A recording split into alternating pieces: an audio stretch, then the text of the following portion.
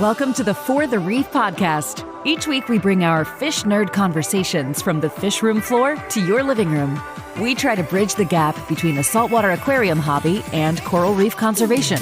Now, here are your hosts, fisheries biologist and founder of For the Reef Apparel, Mitch Dender, with local fish store owner and first responder, Ian Bell. We have a little bit of a fundraiser going right now. Ian, if you want to explain that part of it. So through my shop and in conjunction with the Eco Divers Reef Foundation and Adaptive Reef, they make control boards and whatnot for the saltwater aquarium hobby. They have donated 3 of their control boards to me to give away. So all we're asking you to do is like our Facebook page for the Reef podcast and go on to our GoFundMe for the Eco Divers Reef Foundation and donate whatever you can. $2, $10, $100, whatever you can do, and that'll get you into the draw, and you could win one of these things for your aquarium. Yeah. So thanks to Kyle Elder for donating that. That was really generous of him. That's really awesome. So make sure you get on there. I mean, it's just a donation. It's a win-win situation. You make a donation, you help the eco divers, and you get your chance to win one of those control boards, which I have right now and I love. We'll get the links put up somewhere for those two. Yeah, I mean, if you're not familiar with what we're talking about, when you're setting up your control board for, your Apex, or you've got all your wires running all over the place, this control board basically keeps everything organized. It has a bunch of different slots and things like that, so that you can really make your system look pretty sleek, and it also keeps it keeps it safe and all of that sort of thing. So. Wire management. They're pretty awesome things. I've got several in my shop. I use them in all the installs we do. They're great. Yeah. And hopefully this will be the first of many of this kind of thing. I've reached out to other folks that I know in the aquarium industry, and they've expressed interest in helping us with this kind of thing. I know Chad over at Reef Nutrition has said that they would help me do something, and some others. So it's just taken me a little while to get to it, but hopefully we'll keep that going. Yeah. So our main 2 topics that we were going to talk about today is a project that Ian and I are taking on right now. We're going to try and breed some urchins. And then I've also had some other projects going on the side for something called Aquaponics. If you've never heard of it, it's basically using fish as the engine to grow food. To grow plants and vegetation. So I'll explain all of that.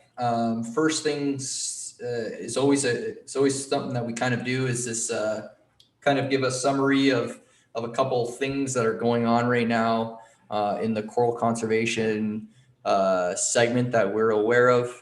One thing that is kind of bad news that I'll just give you guys the bad news first, and then Ian has some good news as well. The bad news is over the last few weeks, I started seeing articles coming out about a coral that I really love. It's the pillar coral in the Florida Keys. If you're not familiar with pillar coral, it looks like several towers shooting up from the seafloor. It's really like if you were in a cave, like a stalactite or stalagmite, or which one, I forget which one's up and down. That's exactly like that. Yeah. And they are one of the few species of coral that are in the Caribbean and Florida Keys that offer structural diversity in the water column, which provides habitat for fish and all kinds of things. So they're a really, important species. And so I've read that the pillar coral in this paper that was published in the Frontiers in Marine Science documented that the species is now considered functionally extinct. So what that means would mean that they are no longer capable of sustaining their populations on their own. I think that means that there's only a few of them left. I remember talking to the folks at Force Blue, and they're really tied in with the Florida coral reefs, and they said that there was basically one strong colony left, but the pillar corals are really being wiped out by the tissue loss disease. So again, it's not exactly these like the stony coral tissue loss disease. So that's the same one that we're always talking about, the Cayman eco divers. It's just this this disease that pops up kind of without much warning, and they're still trying to sort of lock down what it is. Yeah, what causes it and all that kind of stuff. So really unfortunate. Another, one of my favorite stories I ever heard in coral conservation was from those guys at Force Blue. We were having dinner together, and they were talking about this, pillar coral in the Florida Keys, where they were brought in there. So the Force Blue is I'm sure we've talked about them in the past, but they're a group of ex-military service members from the U.S. that are now using all of those skills to rebuild coral reefs, specifically. I guess most prominently right now in the Florida Keys. So they had the story was a real tearjerker. Basically, they had a hurricane that knocked over the last known big colony of pillar coral in Florida. So they called in these guys because they thought the pillar coral is basically leaning on its side. Brown, it's starting to show signs of death, and this thing is absolutely massive. It's the equivalent of, let's say, a grand piano flipped over on the bottom of the seafloor. So you need some pretty specialized skills to get that up. So everyone in the area thought this thing's a goner. So that was really tough. They called up the guys at Force Blue. They said, that's no problem. We can do that easily. So they get down there. They had lift bags and concrete underwater, and they're doing full-blown construction underwater to get this thing back upright. And they succeed, and they get the pillar coral sitting upright. And as they said, they were underwater, and this pillar coral went from signs of death to, once it was standing straight up, it was like it exploded in color. It got new oxygen flowing in from the currents and new sunlight, and the pillar coral decided it was going to come back. And within seconds, they said, the colors started to show up, and fish started swimming in as if you just opened the door to their house that was flipped over. So when they got back up onto the boat, they were kind of celebrating or whatever. And he mentioned that there was a couple dive guys who were there, dive instructors, that were crying. And he said, why are you guys crying? It's time to celebrate. And the guy said, I've been diving here my entire life. At the end of every dive, we always know to go back to the pillar coral and come up to the surface. So when we thought we lost that pillar coral, it was devastating. They said it felt like we lost a family member, and to see you guys bring this coral back to life was emotional for them. So that was a really cool story, and they tell it better than I do. So if you guys want to hear it straight from them, go check out some of the different documentaries that they've been putting out recently. They're doing some great work in Florida. I imagine CRF and people like that have taken some samples and are trying to grow them out, but on its own, they think there's too far and few and far between for them to breed naturally. It's going to have assistance, and that's the same thing they're trying to do in Cayman, because they're very low there as well. They have been given permission by the government to take samples. They are on a tree and growing out, so that's an uphill battle in both places. Yeah, that article did say that there was 400 to 500 fragments of pillar corals that are in different aquariums. Florida Aquarium's the biggest one that holds on to the pillar coral right now, as far as I know. And they actually had success in spawning pillar coral in captivity, a wild pillar coral in captivity for the first time, I think in like the last, 8-9 months. So definitely some good stories there, but obviously the bad ones being that the stony coral tissue loss disease is affecting the pillar coral right now in the Florida Keys. So my news is a little bit more positive than that. Now that sort of lockdown's over and things are getting back to somewhat normal in certain places, the eco divers in Cayman had gotten out and started to it's time to go out and survey our areas and see what's happening. They do that probably once a year and just see, has things improved, or is our plan working? What kind of populations are we getting? How's it going? I've participated in this a couple times. Basically, it's you get a few divers and you stretch yourselves a certain amount of distance apart and you swim over an area with a wax board and you count corals, literally count corals. And so these particular survey, they were looking for the Acropora cervicornis, and we'll touch again with Aaron on what they do, but Aaron's approach has become a little different. It used to be they would take the corals off the trees and outplant them. Now they're creating coral trees at various positions all around the island so that they interbreed with each other in between the planted areas. And it's really working well. So he went out, June 26th, he posted, he said, today we counted the Acropora cervicornis corals between Sunset House and Dodd Foster's nurseries. We watch these survey counts grow every year, and grow every year after our coral nursery spawns. Today's count was 297 individuals and 36 patches of Acropora cervicornis, and that's quite something because I've seen where there's none. So this is all coming off the interspawning between the coral trees. This is an increase of over 50 times the amount present on our original surveys. And they were going to go back out the following Saturday and just do a double count to see where it is. So it's proof of concept. Things are going well there. They're interbreeding between the different coral sites, and they're trying to set this up around the whole island to get them growing back again on their own rather than just straight out planting them. So that's pretty cool. That's amazing news. And when we get Aaron on, I guarantee he'll tell us a lot more about it. Yeah, that's for sure. Yeah. Look forward to that. Yeah, me too. All right. So then getting into kind of our main topics. Yeah. First off, I guess, we're not that far into it, so we can quickly go through what the plans are for breeding urchins. So urchins obviously have a critical role on coral reefs and managing algae.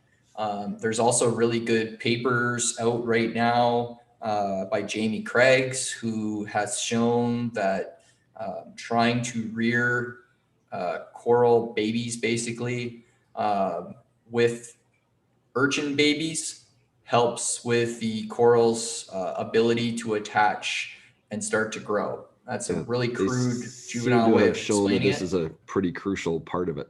Yeah, because basically the urchins are eating the algae that otherwise would be competing with the coral for placement in the tanks where he's trying to grow them. So urchins are and not only that, as we know from the aquarium hobby, urchins are exceptional at cleaning up your tank, and they're also really cool. And lots of people, I can say this for sure. I have with this tank that I have, and none of you guys can see it, but you can see it. With this tank, I'm obsessed with the corals, and every time I have people over here, they ask me about the fish, and then they ask me about a crab, and typically if they find an urchin, they're talking to me about urchins. So urchins are just a really cool thing in the tank that for when you want to shock and awe people when they see your tank, urchins are just something that are interesting and part of the cleanup crew. So why not try to breed them? So here's the plan. So we're going to try and document this because I think that, all information about breeding and all of that stuff, it should be, documented and spread, and it should be, there's no point in holding back information and breeding. I think it's despicable when people do that, and I won't be the person to do that. So the best that I can do is try and share as much of our success and failure with this urchin breeding. The other thing is that it's not like we're reinventing the wheel here. No. These urchins have been bred in, lots of different urchins have been bred in captivity. So we're just following along and seeing if we can do it ourselves. Yeah, we've been talking about trying to breed a few things for a while, and for two reasons. Well, three reasons. What A, it's freaking cool, and B, we want to hopefully engage you guys to try and breed things yourselves and take part. Like there's ways for you to physically take part in conservation and breeding and all that kind of thing. And also, this is a way for us to engage further into the work that's being done and sort of create that connection for us to take us to the next learning level ourselves in what's being done and how it's being done. Mm-hmm.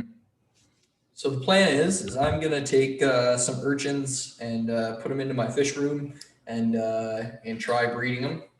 So there's several ways to do it.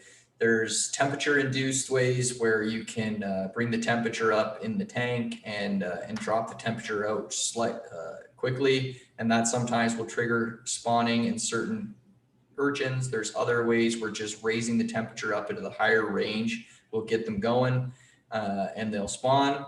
And then the other way, which is the way that I think we'll probably do, is you basically inject potassium chloride into the gonads of the urchin.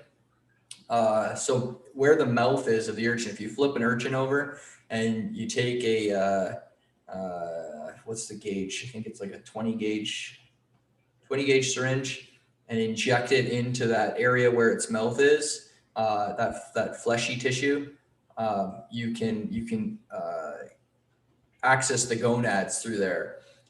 So I think the idea with potassium chloride is when it's in low doses, you inject it there, and it basically stimulates the gonads to contract, which pushes out whatever's in it. So that pushes out the gametes or the egg or sperm. So with these urchins, the idea is you let them do their thing in the tank, and then I'm gonna have to read up on what the signs are that they may be ready, because we're gonna have some different sizes. But once we have that figured out, we'll either induce them for spawning with temperature or potassium chloride. It also allows us, by controlling the spawning trigger, it allows us to do this more than once a year. Once they start to spawn, you'll see either a fogginess, which is the sperm coming out of the urchin, or you'll have the eggs, which are coming out of the urchin. So they're like more like a clear, clusters of eggs that you can see. And if you just Google the urchin eggs and urchin sperm, you'll see the difference in what I'm talking about.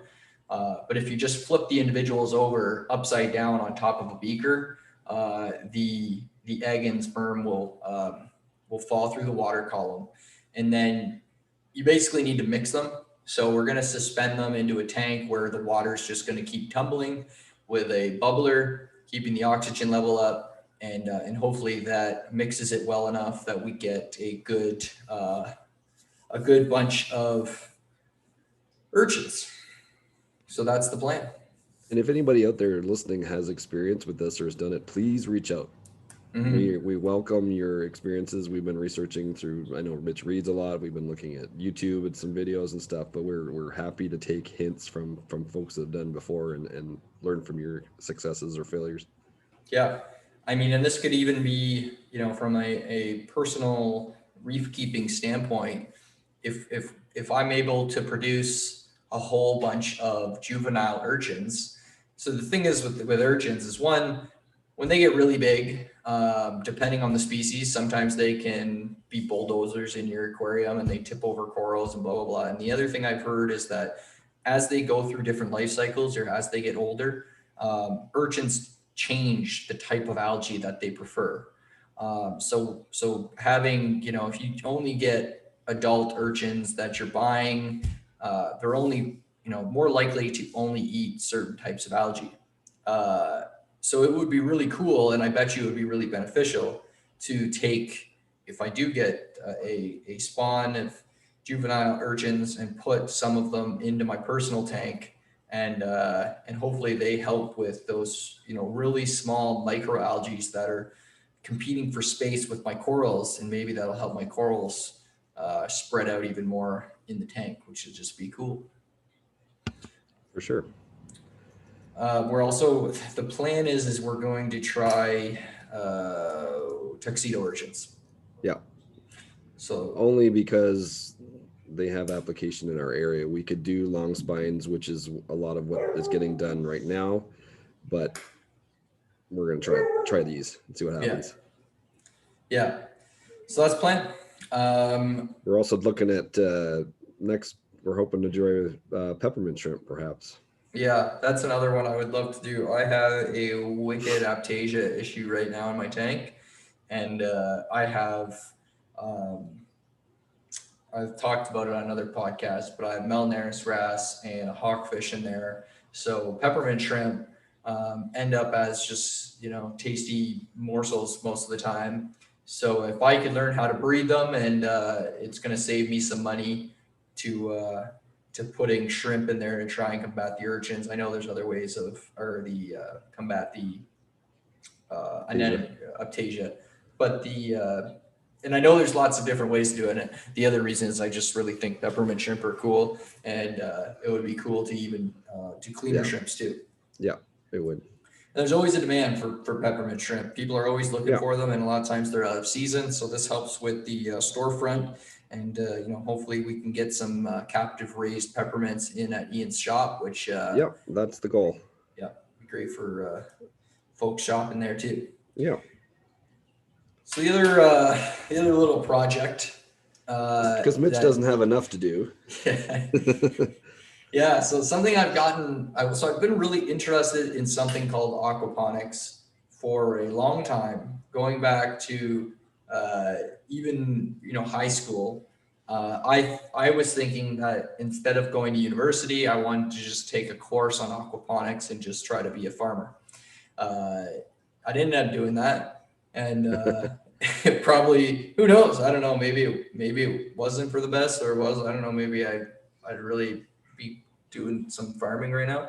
But aquaponics is basically using fish as a source of fertilizer for plants and growing them in a cultural, trophic, I guess, way of raising fish and growing food. So if you think of issues with monocultures is what I'm talking about. And that means like growing rows and rows and rows of corn. This is a different approach where you grow different animals or different things together that feed off each other or help each other so that they can, so that it's more sustainable. Aquaponics actually uses 5% of the water compared to traditional farming. So there's that, which is, massive, sustainability wise, massive. The other thing that it does from sustainability point of view is its footprint is a lot smaller. You can grow plants butted up together in a really small footprint compared to growing things out in a field, for example. There's no soil, for example, is another thing that is a sustainability thing. So in aquaponics, one nice way to do aquaponics, and the main way that it's done commercially, is through deep water culture. So that's where you have plants growing in water. They send their roots down into the water and they take out what they need from the water rather than having to take it from soil. So you have no loss from recycling or throwing away soil after you've grown your plants and all of that. But getting back to kind of the fundamentals of it, if you just think about the way that this ecosystem works in the wild, right? We have fish, which are consuming whatever they eat. They then produce ammonia in the water. And we know all this from our reef keeping, experience with cycling a tank. And some of us are doing that and not even sort of relating it to this. You're doing that with your refugium. Exactly. You put your Chaeto in the sump and you're doing the exact same thing. Yeah. And in a way, everybody who's got a refugium with Chaeto is doing aquaponics. Yeah, you're thinking of it in reverse because you're trying to keep your tank clean. But if you were to think of it in Mitch's concept, you're a plant from the nutrient in the water. Right. So as they produce ammonia, which is the byproduct of them consuming food and being alive, they will excrete ammonia. That ammonia then is converted into nitrite and eventually nitrate by nitrifying bacteria that are in the water.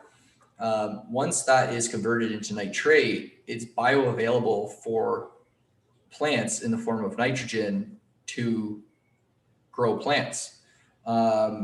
So it's a incredible source of nutrients for the plants to grow. So rather than putting fertilizer into the water, you are feeding your fish, and your fish are doing the work, and the bacteria are converting the waste product into something that's available for food for your plants. And then you can even eat the plants. So there's lots of species of lettuce, all kinds of different things. You name it, you can grow it in aquaponics.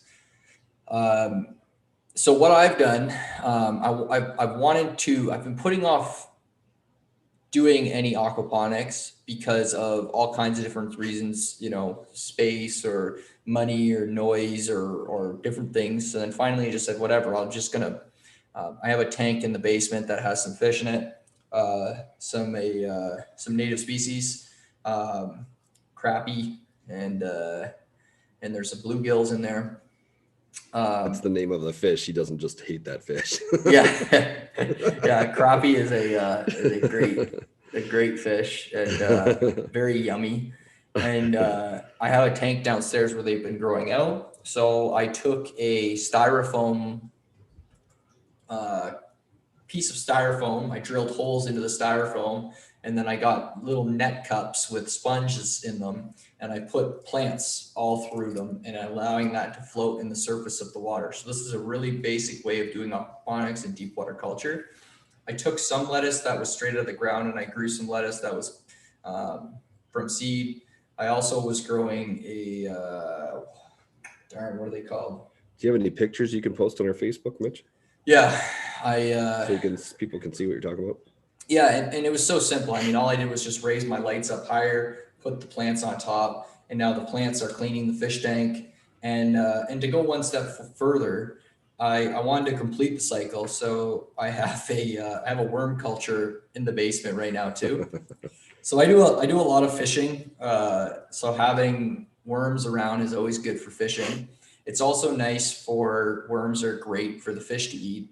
So now it's a waste-free type of system now. So the plants, a lot of times, you'll be pruning plants, or there'll be parts of the plants that need to be thrown away, or, scraps from the kitchen or whatever that need to be composted.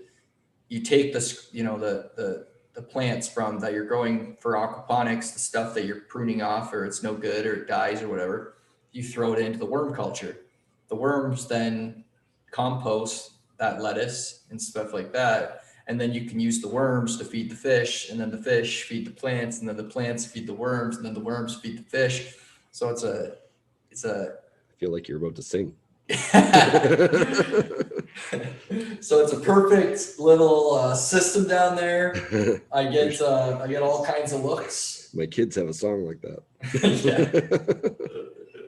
Yeah, so it's just funny, right? Like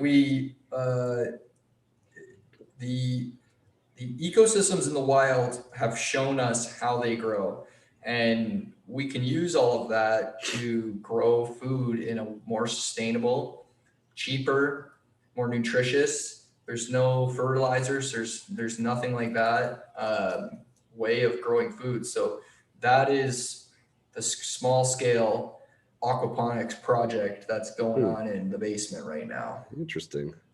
And what's really interesting is, so for example, with the lettuce, I had two things of lettuce that were growing in a pot for a while, and they were doing all right. They weren't growing very much, and they were kind of like, soft and really leafy, limp kind of lettuce that isn't the most appetizing. It wasn't growing very fast. It didn't look too healthy. I took those and I put them into the aquaponic system. Within a week, roots were growing several inches out of the base into the water column. So it looks cool for the fish, because now the fish would all swim through these roots. And then and the lettuce started standing straight up and is growing way faster. So there's no more energy that's being put into sending roots through soil. That energy is going straight up into the harvestable part of the plant, which is the part that you're growing the plant for anyway. Yeah. So it's really interesting. Yeah, it is interesting. Yeah, and you can do all kinds of different aquaponics. There's like, and I'm just saying deep water culture, but you can also do grow beds where the water, goes through a settling tank and then it flows into, a bed of like lava rocks. And what people do, it's called a bell siphon. So there's a siphon. It's basically like a tube upside down with a cap over it. So the water in the tub will slowly rise. We're talking about a tiny, tiny little pump will run the whole system. So the tub will slowly rise and the water will kind of flood the whole system. And then it'll hit the top of the bell siphon and it'll automatically create a siphon through the bell siphon. And the bell siphon will go until it drains completely. So it'll quickly drain. So it slowly fills up and then quickly drains out. So the roots of the plants that you're growing, they get a really, really, really good soak, and then they get a chance to be dry again. So for species that don't do very well in submerged conditions like deep water culture, you grow them in these other beds where you can literally grow anything. You can grow, carrots, cucumber, tomatoes, anything you want, you can grow it in aquaponics, and it's cool. Interesting. I don't know if I told you this. One of the guys on my fire department does this. He has a greenhouse. He was looking at doing it with fish, but I think he went a different route. But he's got rows and rows and rows and rows of those white pipes with the holes in it, and they grow a lot of lettuce and stuff like that. Yeah, that's another way of doing it. It's like a flow through, so the root doesn't stay completely submerged. It's just has water washing over it at all times. Mm-hmm. A lot of people don't raise fish because, I don't know why. I mean, some people don't want to deal with the fish or whatever. Me being, from the aquarium hobby, raising fish is probably the easiest part to me. Yeah. And there's all kinds of species that you can grow. So the main one in aquaponics is blue Nile tilapia. Tilapia is a fish that gets a bad rep. Because of the hardiness of tilapia, they are grown in really bad conditions all over around the world, but mostly in Asian countries and in South America. They're grown out in really terrible conditions. I've seen videos of tilapia sitting underneath chicken coops, and they would eat the chicken shit. And they would grow. I've seen tilapia used in zoos to break down the excrement of hippos. So they're a fish that they survive in anything. They come from still water, and they're really really hardy, and they can also live in really really really tight schools without feeling stress. So you can pack them in. For that reason, when you get them in the supermarket, they're also usually frozen several times. So you end up getting this kind of mushy, crappy fish when you eat tilapia. But if you were to eat a tilapia that was raised in North America, not just raised in North America, you can get them from overseas, and as long as they're raised in a humane and ethical way that focuses on the quality of the fish, then tilapia can be really, really tasty. So that is another reason why people raise tilapia. They also grow really fast. So tilapia as a tropical fish, they'll be at 78 degrees, upwards to 80 sometimes, and you keep the water heated, and then they can grow really fast. And tilapia will basically go stagnant in the 60s. They won't grow at all, so you can't put them in those temperatures, but they'll grow to marketable, sellable, eatable size in 9 months. So that's why it's the most prominent fish. What I would be more interested in raising are some of our native species here. Bluegill is a really a really good one to raise in captivity. For aquaponics, they also can handle cool temperatures. So living in a cold climate, you don't have to worry about that. Perch is another one that perch would be amazing to breed in captivity. I could talk for a while about perch if you want to go there. I think what we need to do, because we've hinted at this a few times, is we need to do an episode where you get to talk about the work that you've done with salmon and stuff like that. Yeah, no, for sure. I think that would be interesting for people as a sort of segue from this.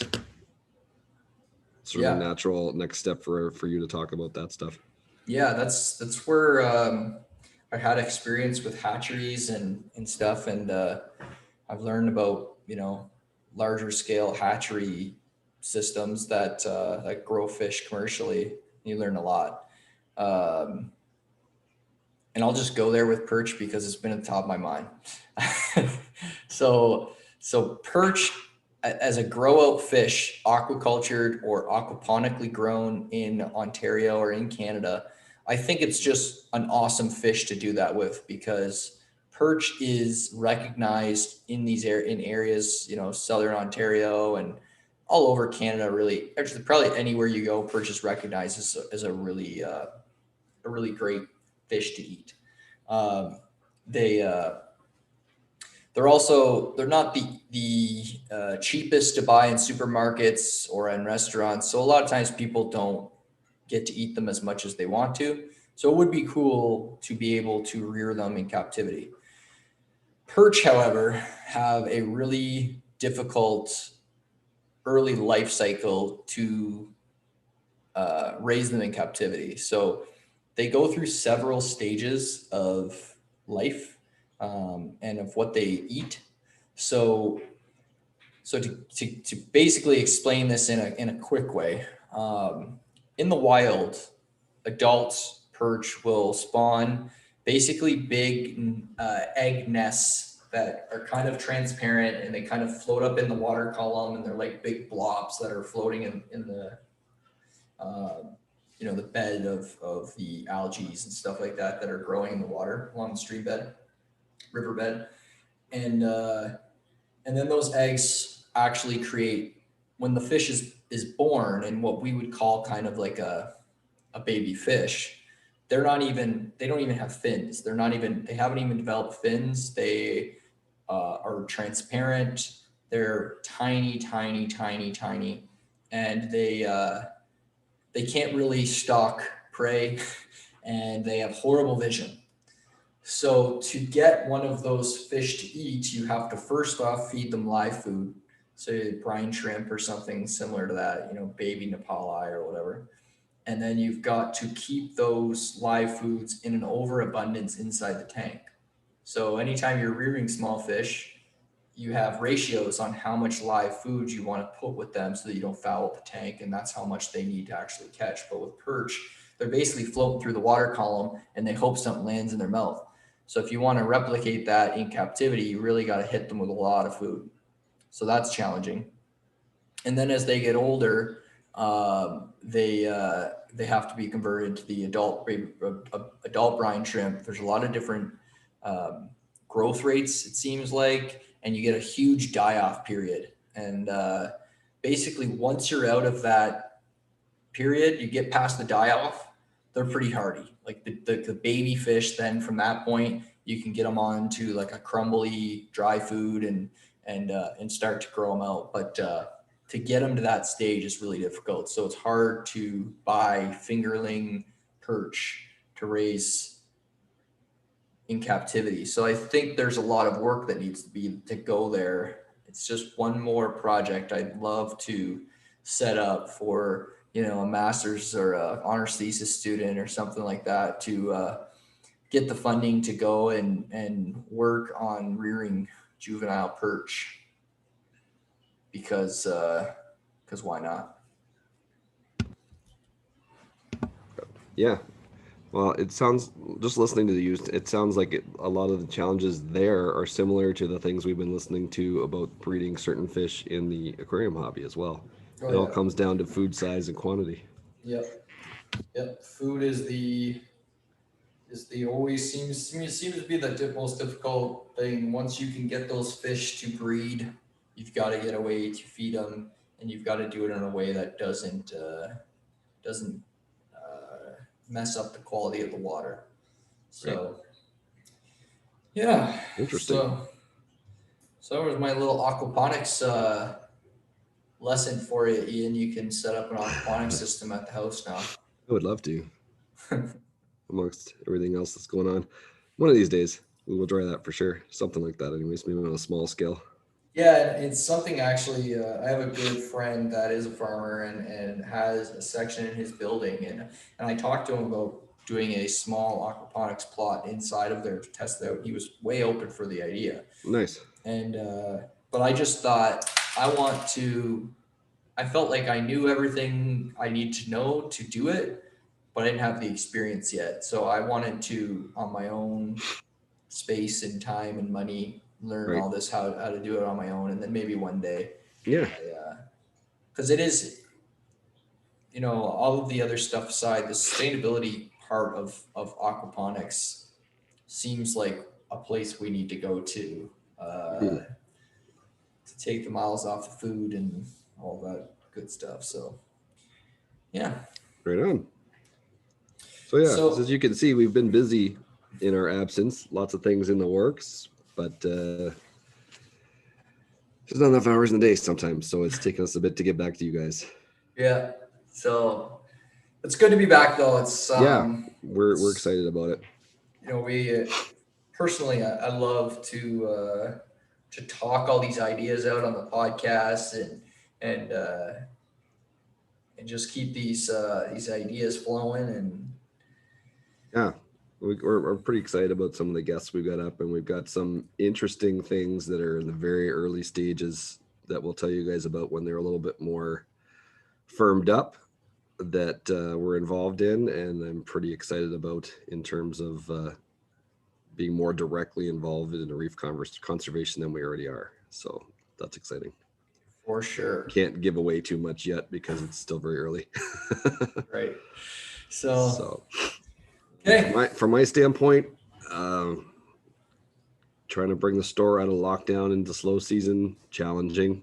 Mm-hmm. So that takes up a lot of our time right now. You got to head to the grindstone kind of thing. But other than that, done some renos in the store, and I have a couple of big builds that I'm working on right now, and they're pretty exciting. So maybe we'll do a chat about them. I'm working on a 650 gallon and a full fish room for a fella, and I've got a 350 with a fish room that's going to run 2 tanks out of it. That they're basically building the house around it, and that one's upcoming.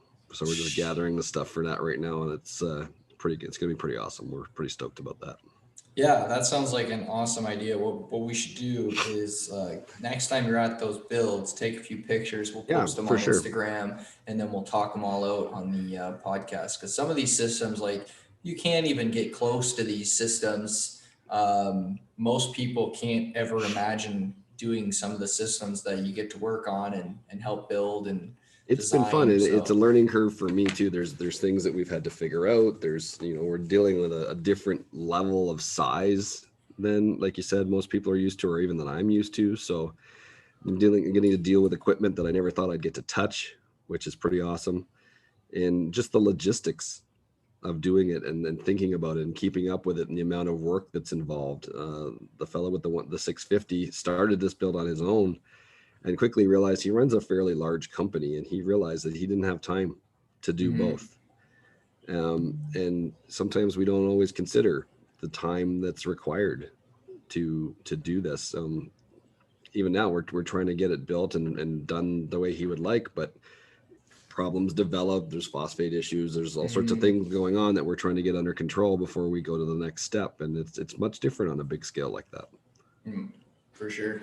So pretty cool though. He's got some awesome fish in that tank. There's a blonde naso in that tank. That's my favorite. It's the very first fish he put in with the streamers on it. That thing's got to be 14, 15 inches long. It's an amazing fish. It's a big fat fish.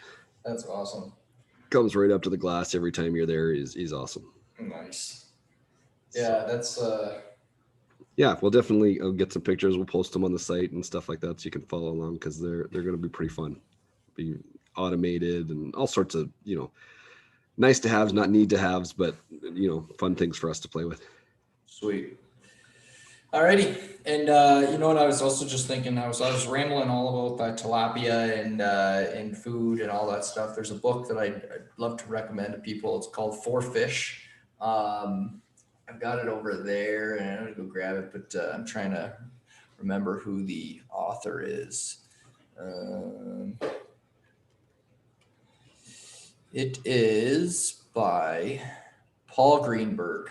So I read this book a while ago, and I just flew through it, and it's basically all about the future of fish for food. And he basically walks through everything you can imagine in aquaculture and wild fisheries and the types of fish that we consume. And he specifically comments on 4 fish being cod, salmon, bass, and tuna.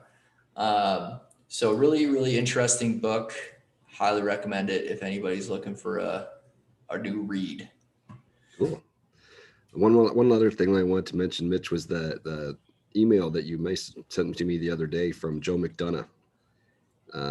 He was listening to our podcast. He had some real nice things to say, and one of the things he was asking about is how he could support the show, and that's something we hadn't really considered yet. We just started doing this because we like doing it, but we'll definitely figure out some ways if you guys want to help us support this, do new things, whatever.